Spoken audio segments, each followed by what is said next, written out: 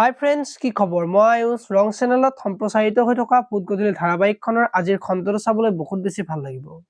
কিয়নো আজিৰ খণ্ডটোত পৰী ঘৰলৈ যোৱাত অৰিন্দমে পৰীক তুমি ক'ত গৈছা, কি কৰিছা সকলো গম পাওঁ।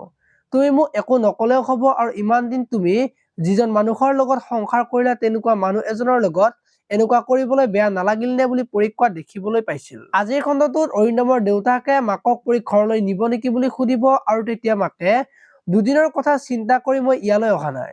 আহিছো পাৰিজাতক একেবাৰে ঘৰলৈ নিবলৈ, মই আগৰ অনুচলিখা হৈ থকা নাই। নহলে তোমাক চুচৰাই নি মাছ ৰাস্তা পোৱালো হয় বুলি মাকে অৰিন্দমক কব।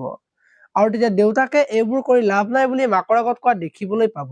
ইফালে আকৌ পৰীয়ে মাকৰ আগত কথাবিলাক কোৱাৰ কাৰণে অৰিন্দমে পৰীক মাৰিব আৰু তেতিয়া মাকে অৰিন্দমক বেয়াকৈ কোৱা দেখিবলৈ পাব। আৰু তেতিয়া পৰীয়ে মাকৰ গাত ধৰি কান্দি কান্দি মোক ইয়াৰ পৰা লৈ যোৱা, মা নহলে মোক ইহঁতে মাৰি পেলাব বুলি মাকক কব। আৰু তেতিয়া মাকে পৰীক ঘৰলৈ লৈ যোৱা দেখিবলৈ পাব। আপোনালোকে ফুটগধূলি ধাৰাবাহিকখন চাই কেনেকুৱা পায় কমেন্ট কৰি জনাব। আৰু যদি আপোনালোকে এতিয়ালৈকে চেনেলটো ছাবস্ক্ৰাইব কৰা নাই তেতিয়াহ'লে চেনেলটো ছাবস্ক্ৰাইব কৰি ভিডিঅ'টোত এটা লাইক কৰি দিব। ধন্যবাদ।